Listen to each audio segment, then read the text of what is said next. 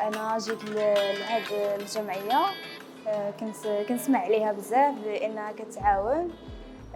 كتساعد اللي باغي يعمل شي دومين، يبدا شي بروجي ديالو.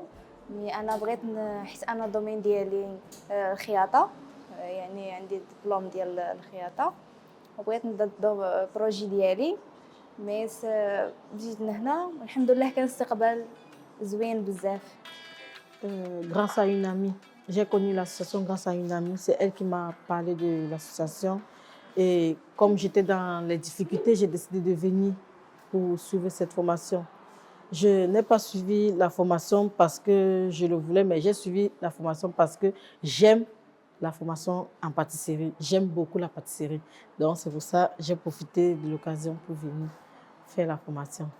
تعرفت على الجمعيه صراحه على طريق واحد السيده اللي كنعرفها مزيان، وقالت لي انا نقدر نعاونك، وهي اللي صيفطاتني هنايا، وكانت كتوصف لي ان الجمعيه فيها بزاف د الحوايج زوينين يعني يخليوني افونسي مزيان.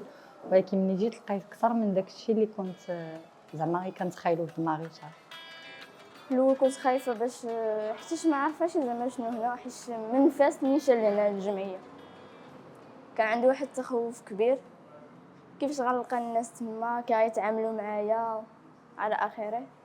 من بعد فاش دخلت صافي لقيت بزاف د البنات اللي بحالي، حنا بدرجه واحده، والناس د الجمعيه تعاملوا معايا مزيان. ومن طرف الجمعيه بديت كنقوي راسي، كنعطي الثقه كنعطي لنفسي الثقه، وتعلمت بزاف د الحوايج. الجمعيه اللي هذه 100% مام، يعني راها لقيت معها واحد النجاح اللي هو زوين بزاف. مي كان البروجي ديالي منين درت التكوين ودرت صافي مبقى والو باش غنشد الدبلوم. صافي عرفت بانني صافي قادره ندير اي حاجه، نخدم نصرف على راسي نوقف على رجليا. هادشي طبعا بالجهد ديال الجمعيه، كان ما كانش الجمعيه ما غاديش ندير التكوين، ما غاديش ناخذ الدبلوم ديالي ولا نتعلم شي حاجه. Je parlais des femmes. Bon. C'est celle-là qui prend son indépendance d'elle-même, qui ne compte pas sur les autres, qui s'en sort d'elle-même. Peu importe les difficultés, elle le fait d'elle-même pour s'en sortir.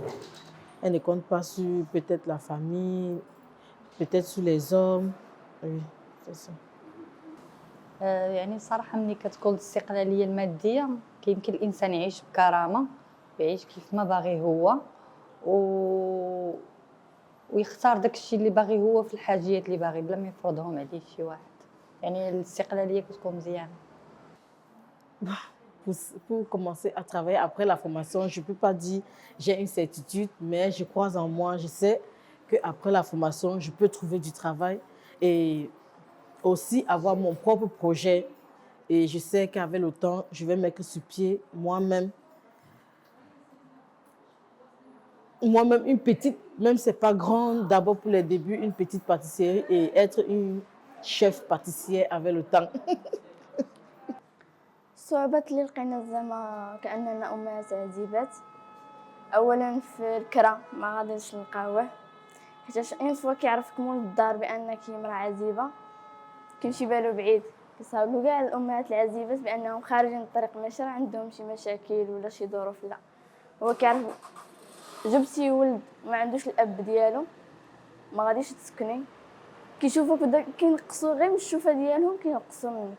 كنصحها يعني باش تجي هنايا، حيت انا صراحه ما بغيتش هاد الاكسبيريونس هنايا تسالي، حيت الصراحه عجبني الحال وكنلقى راسي درت بزاف د الحوايج اللي ما كنتش كنقول راني غنديرهم.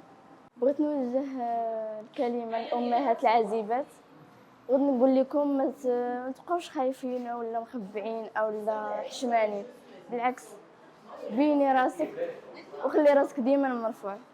النصيحه اللي نقدر نعطي كاع البنات ولا الامهات اللي جالسين واللي ما قاريينش اللي عندهم مستوى ناقص في القرايه، يعني كاينين يتوجهوا، كاينين جمعيات كيعاونوا، كاينين بزاف، يعني كما نقولوا خصنا غير نتحركوا باش الحمد لله كلشي ما نبقاوش غير جالسين، كاينين جمعيات كيعاونوا الحمد لله.